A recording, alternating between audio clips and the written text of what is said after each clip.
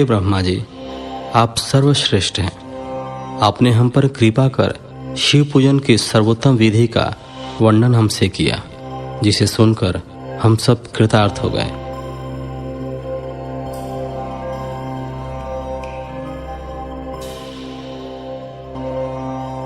अध्याय संख्या 14 में पढ़ने को मिलता है पुष्पों द्वारा शिव पूजा का महात्म्य। विभिन्न फूलों से पूजा करने पर क्या क्या फल प्राप्त होते हैं। सूत जी बोले, हे ऋषियों, यही प्रश्न नारद जी ने ब्रह्मा जी से किया था। ब्रह्मा जी ने उन्हें पुष्पों द्वारा शिव जी की पूजा के महात्म्य को बताया। ब्रह्मा जी ने कहा, नारद, लक्ष्मी अर्थात धन की कामना करने वाले मनुष्य को कमल के फूल, बेलपत्र, शतपत्र और शंख पुष्प से भगवान शिव का पूजन करना चाहिए। 1,00,000 पुष्पों द्वारा भगवान शिव की पूजा होने पर सभी पापों का नाश हो जाता है और लक्ष्मी की प्राप्ति होती है। 1,00,000 फूलों से शिव जी की पूजा करने से मनुष्य को संपूर्ण अभिष्ट फलों की प्राप्ति होती है। जिसके मन में कोई कामना न हो, वह उपासक इस पूजन से शिव स्वरूप हो जाता है। मृत्युंजय मंत्र के 5,00,000 जप पूरे होने पर महादेव के स्वरूप के दर्शन हो जाते हैं। 1,00,000 जाप से शरीर की शुद्धि होती है। दूसरे लाख के जाप से पहले जन्म की बातें याद आ जाती हैं। तीसरे लाख जाप के पूर्ण होने पर इच्छा की गई सभी वस्तुओं की प्राप्ति हो जाती है। चौथे लाख जाप पूर्ण होने पर भगवान शिव सपनों में दर्शन देते हैं। 5वां लाख जाप पूरा होने पर वे प्रत्यक्ष दर्शन देते हैं। मृत्युंजय मंत्र के 10,00,000 जाप करने से संपूर्ण फलों की सिद्धि होती है। मोक्ष की कामना करने वाले मनुष्य को 1,00,000 दर्भों यानी दूर्वा से शिव पूजन करना चाहिए। आयु वृद्धि की इच्छा करने वाले मनुष्य को 1,00,000 दुर्वाओं द्वारा पूजा करना चाहिए। पुत्र प्राप्ति की इच्छा रखने वाले मनुष्य को 1,00,000 धतूरे के फूलों से पूजा करनी चाहिए। पूजन में लाल डंठल वाले धतूरे को शुभदायक माना जाता है। तुलसी दल द्वारा शिवजी की पूजा करने से भोग और मोक्ष की प्राप्ति होती है। अड़हुल अर्थात जवाब कुसुम के 1,00,000 फूलों से पूजा करने पर शत्रुओं की मृत्यु होती है। 1,00,000 करवीर के फूलों से शिव पूजन करने पर समस्त रोगों का नाश हो जाता है। दोपहरिया के फूलों के पूजन से आभूषण तथा चमेली के फूलों से पूजन करने से वाहन की प्राप्ति होती है। अलसी के फूलों से शिव पूजन करने से विष्णु जी भी प्रसन्न होते हैं। बेलों के फूलों से अर्घ देने पर अच्छे जीवन साथी की प्राप्ति होती है। जूही के फूलों से पूजन करने पर घर में धन संपदा का वास होता है तथा अन्न के भंडार भर जाते हैं। कनेर के फूलों से पूजा करने पर वस्त्रों की प्राप्ति होती है। सेदुआरी और शेफालिका के फूलों से पूजन करने पर मन निर्मल हो जाता है। हरसिंगार के फूलों से पूजन करने पर सुख संपत्ति की वृद्धि होती है। राई के 1,00,000 फूलों से पूजन करने पर शत्रु मृत्यु को प्राप्त होते हैं। चंपा और केवड़े के फूलों से शिव पूजन नहीं करना चाहिए। ये दोनों फूल महादेव के पूजन के लिए अयोग्य होते हैं। इसके अलावा सभी फूलों का पूजा में उपयोग किया जाता है। महादेव जी पर चावल चढ़ाने से लक्ष्मी की प्राप्ति होती है। ये चावल अखंडित होने चाहिए। उन्हें विधि पूर्वक अर्पित करें। रुद्र प्रधान मंत्र से पूजन करते हुए शिवलिंग पर वस्त्र अर्पित करें। गंध, पुष्प और श्रीफल चढ़ाकर धूप दीप से पूजन करने से पूजा का पूरा फल प्राप्त होता है। उसी प्रांगण में 12 ब्राह्मणों को भोजन कराएं। इससे सांगोपांग पूजा संपन्न होती है। 1,00,000 तिलों से शिवजी का पूजन करने पर समस्त दुखों और कलेशों का नाश होता है। जौ के दाने चढ़ाने पर स्वर्गीय सुख की प्राप्ति होती है। गेहूं के बने भोजन से 1,00,000 बार शिव पूजन करने से संतान की प्राप्ति होती है। मूंग से पूजन करने पर उपासक को धर्म, अर्थ और काम भोग की प्राप्ति होती है तथा वह पूजा समस्त सुखों को देने वाली है। उपासक को निष्काम होकर मोक्ष की प्राप्ति के लिए भगवान शिव की पूजा करनी चाहिए। भक्तिभाव से विधि पूर्वक शिव की पूजा करके जलधारा समर्पित करनी चाहिए। शतरुद्रीय मंत्र से एकादश रुद्र जप, सूक्त, षडंग, महामृत्युंजय और गायत्री मंत्र में नमः लगाकर नामों से अथवा प्रणय ओम मंत्र द्वारा शास्त्रोक्त मंत्र से जलधारा शिवलिंग पर चढ़ाएं। धारा पूजन से संतान की प्राप्ति होती है।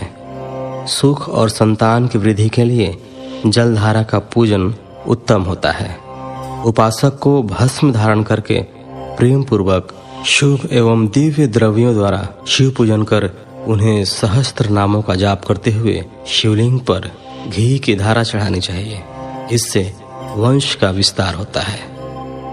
10,000 मंत्रों द्वारा इस प्रकार किया गया पूजन रोगों को समाप्त करता है तथा मनवांछित फल की प्राप्ति होती है। नपुंसक पुरुष को शिवजी का पूजन घी से करना चाहिए। ब्राह्मणों को भोजन कराना चाहिए और प्राजापत्य का व्रत रखना चाहिए। बुद्धिहीन मनुष्य को दूध में शक्कर मिलाकर इसकी धारा शिवलिंग पर चढ़ानी चाहिए। इससे भगवान प्रसन्न होकर उत्तम बुद्धि प्रदान करते हैं। यदि मनुष्य का मन उदास रहता हो, जी उचट जाए, कहीं भी प्रेम न रहे, दुख बढ़ जाए तथा घर में सदैव लड़ाई रहती हो, तो मनुष्यों को शक्कर मिश्रित दूध 10,000 मंत्रों का जाप करते हुए शिवलिंग को अर्पित करना चाहिए। खुशबू वाला तेल चढ़ाने पर भोगों की वृद्धि होती है। यदि शिवजी पर शहद चढ़ाया जाए तो टीबी जैसा रोग भी समाप्त हो जाता है। शिवजी को गन्ने का रस चढ़ाने से आनंद की प्राप्ति होती है। गंगाजल को चढ़ाने से भोग और मोक्ष की प्राप्ति होती है। उपरोक्त वस्तुओं को अर्पित करते समय मृत्युंजय मंत्र के 10,000 जाप करने चाहिए और 11 ब्राह्मणों को भोजन कराना चाहिए। इस प्रकार शिवजी की विधि सहित पूजा करने से पुत्र पौत्र आदि सहित सब सुखों को भोगकर अंत में शिवलोक की प्राप्ति होती है। 15वां अध्याय, सृष्टि का वर्णन। नारद जी ने पूछा, हे पितामह, आपने बहुत सी ज्ञान बढ़ाने वाली उत्तम बातों को सुनाया। कृपया इसके अलावा और भी जो आप सृष्टि एवं उससे संबंधित लोगों के बारे में जानते हैं, हमें बताने की कृपा करें। ब्रह्मा जी बोले, मुने, हमें आदेश देकर जब महादेव जी अंतर्धान हो गए तो मैं उनकी आज्ञा का पालन करते हुए ध्यान मग्न होकर अपने कर्तव्यों के विषय में सोचने लगा। उस समय भगवान श्री हरि विष्णु से ज्ञान प्राप्त कर मैंने सृष्टि की रचना का निश्चय किया। भगवान विष्णु मुझे आवश्यक उपदेश देकर वहां से चले गए। भगवान शिव की कृपा से ब्रह्मांड से बाहर बैकुंठ धाम में जा पहुंचे और वहीं निवास करने लगे। सृष्टि की रचना करने के उद्देश्य से मैंने भगवान शिव और विष्णु का स्मरण करके जल को हाथ में लेकर ऊपर की ओर उछाला। इससे वहां एक अंड प्रकट हुआ जो 24 तत्वों का समूह कहा जाता है। वह विराट आकार वाला अंड जड़ रूप में था। उसे चेतनता प्रदान करने हेतु मैं कठोर तप करने लगा और 12 वर्षों तक तप करता रहा। तब श्री हरि विष्णु स्वयं प्रकट हुए और प्रसन्नता पूर्वक बोले। श्री विष्णु ने कहा, ब्राह्मण, मैं तुम पर प्रसन्न हूं। जो इच्छा हो वो वर मांग लो। भगवान शिव की कृपा से मैं सब कुछ देने में समर्थ हूं। ब्रह्मा बोले, महाभाग, आपने मुझ पर बड़ी कृपा की है। भगवान शंकर ने मुझे आपके हाथों में सौंप दिया है। आपको मैं नमस्कार करता हूं। कृपा कर इस विराट 24 तत्वों से बने अंड को चेतना प्रदान कीजिए। मेरा ऐसा कहने पर श्री विष्णु ने अनंत रूप धारण कर अंड में प्रवेश किया। उस समय उनके सहस्त्रों मस्तक, सहस्त्र आंखें और सहस्त्र पैर थे। उनके अंड में प्रवेश करते ही वह चेतन हो गया। पाताल से सत्यलोक तक अंड के रूप में वहां विष्णु भगवान विराजने लगे। अंड में विराजमान होने के कारण विष्णु जी वैराज पुरुष कहलाए। पंचमुख महादेव ने अपने निवास हेतु कैलाश नगर का निर्माण किया। देवर्षि, संपूर्ण ब्रह्मांड का नाश होने पर भी बैकुंठ और कैलाश अमर रहेंगे, अर्थात इनका नाश नहीं हो सकता। महादेव की आज्ञा से ही मुझ में सृष्टि की रचना करने की इच्छा उत्पन्न हुई है। अनजाने में ही मुझसे तमोगुणी सृष्टि की उत्पत्ति हुई, जिसे अविद्या पंचक कहते हैं। इसके पश्चात भगवान शिव की आज्ञा से स्थावर संज्ञक वृक्ष, जिसे पहला सर्ग कहते हैं, का निर्माण हुआ, परंतु पुरुषार्थ का साधक नहीं था। अतः दूसरा सर्ग त्रियक स्त्रोता प्रकट हुआ। यह दुखों से भरा हुआ था। तब ब्रह्मा जी द्वारा ऊर्ध्व स्त्रोता नामक तीसरे सर्ग की रचना की गई। यह सात्विक सर्ग देव सर्ग के नाम से प्रसिद्ध हुआ। यह सर्ग सत्यवादी एवं परम सुखदायक है। इसकी रचना के उपरांत मैंने पुनः शिव चिंतन आरंभ कर दिया।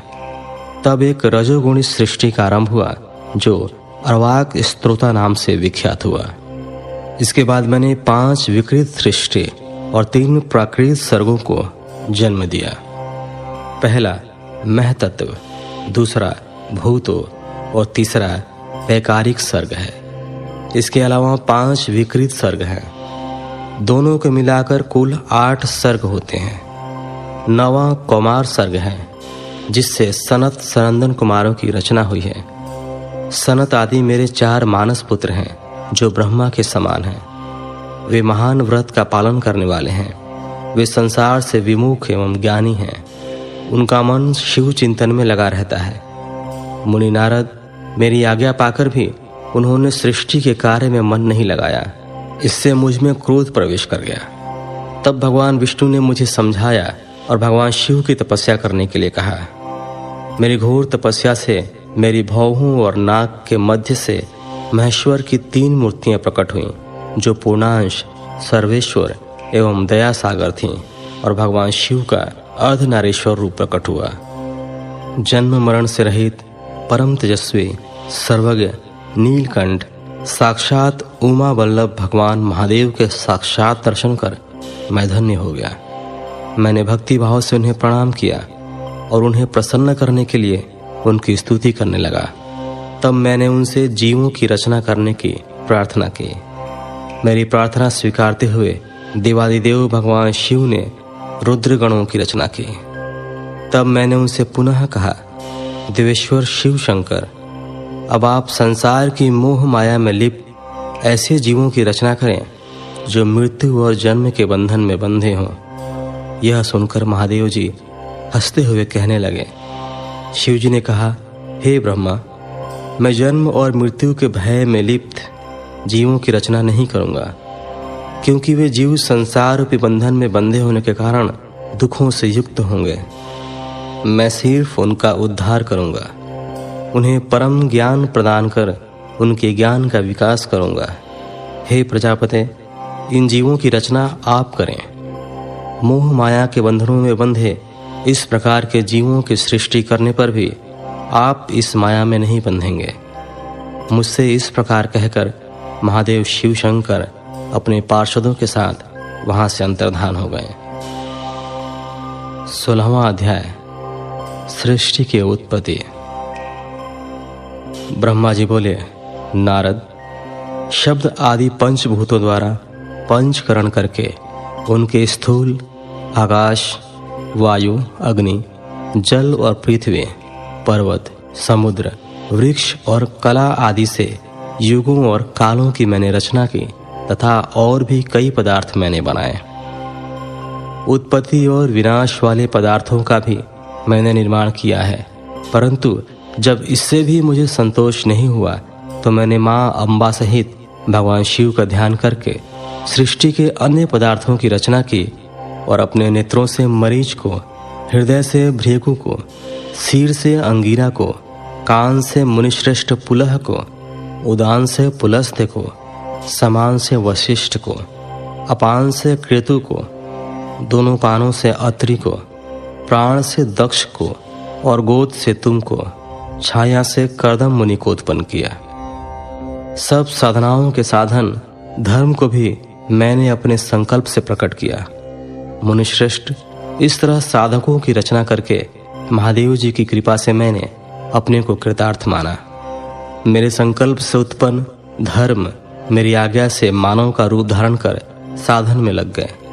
इसके उपरांत मैंने अपने शरीर के विभिन्न अंगों से देवता व असुरों के रूप में अनेक पुत्रों की रचना करके उन्हें विभिन्न शरीर प्रदान किए।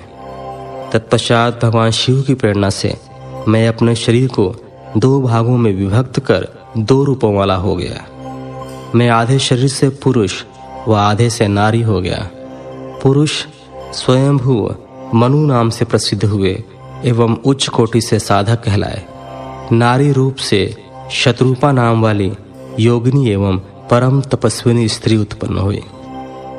मनु ने वैवाहिक विधि से अत्यंत सुंदरी शत्रुपा का पाणी ग्रहण किया और मैथुन द्वारा सृष्टि को उत्पन्न करने लगे। उन्होंने शत्रुपा से प्रियव्रत और उत्तानपाद नामक 2 पुत्र तथा आकुति, देवहूति और प्रसूति नामक 3 पुत्रियां प्राप्त की। आकुति का रुचि मुनि से, देवहूति का कर्दम मुनि से तथा प्रसूति का दक्ष प्रजापति के साथ विवाह कर दिया गया। इनकी संतानों से पूरा जगत चराचर हो गया। रुचि और आकुति के विवाह संबंध में यज्ञ और दक्षिणा नामक स्त्री पुरुष का जोड़ा उत्पन्न हुआ। यज्ञ की दक्षिणा से 12 पुत्र हुए। मुने कर्दम और देवहूति के संबंध से बहुत सी पुत्रियां पैदा हुईं। दक्ष और प्रसूति से 24 कन्याएं हुईं। दक्ष ने 13 कन्याओं का विवाह धर्म से कर दिया। ये 13 कन्याएं श्रद्धा, लक्ष्मी, धृति, तुष्टि, पुष्टि, मेधा, क्रिया, बुद्धि, लज्जा, वसु, शांति, सिद्धि और कीर्ति हैं। अन्य 11 कन्याओं ख्याति, सती, संभूति, स्मृति, प्रीति, क्षमा, सन्नति, अनसूया, ऊर्जा, स्वाहा और स्वधा का विवाह भृगु, शिव, मरीचि, अंगिरा, पुलस्त्य, पुलह, क्रतु, अत्रि, वशिष्ठ, अग्नि और पितर नामक मुनियों से उत्पन्न हुआ। इनकी संतानों से पूरा त्रिलोक भर गया। अंबिकापति महादेव जी की आज्ञा से बहुत से प्राणी श्रेष्ठ मुनियों के रूप में उत्पन्न हुए। कल्प भेद से दक्ष की 60 कन्याएं हुई। उनमें से 10 कन्याओं का विवाह धर्म से, 27 का चंद्रमा से, 13 कन्याओं का विवाह कश्यप ऋषि से संपन्न हुआ। नारद, उन्होंने 4 कन्याएं अरिष्ट नेमि को ब्याह दी। भृगु, अंगिरा और कुशाश्व से 2-2 कन्याओं का विवाह कर दिया गया। कश्यप ऋषि की संतानों से संपूर्ण त्रिलोक आलोकित है। देवता, ऋषि, दैत्य, वृक्ष, पक्षी, पर्वत तथा लताएं आदि कश्यप पत्नियों से पैदा हुए हैं। इस तरह भगवान शंकर की आज्ञा से ब्रह्मा जी ने पूरी सृष्टि की रचना की। सर्वव्यापी शिवजी द्वारा तपस्या के लिए प्रकट देवी, जिन्हें रुद्रदेव ने त्रिशूल के अग्रभाग पर रखकर उनकी रक्षा की, वे सती देवी ही दक्ष से प्रकट हुई थी। उन्होंने भक्तों का उद्धार करने के लिए अनेक लीलाएं की।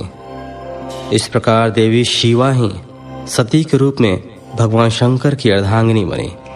परंतु अपने पिता के यज्ञ में अपने पति का अपमान देखकर उन्होंने अपने शरीर को यज्ञ की अग्नि में भस्म कर दिया।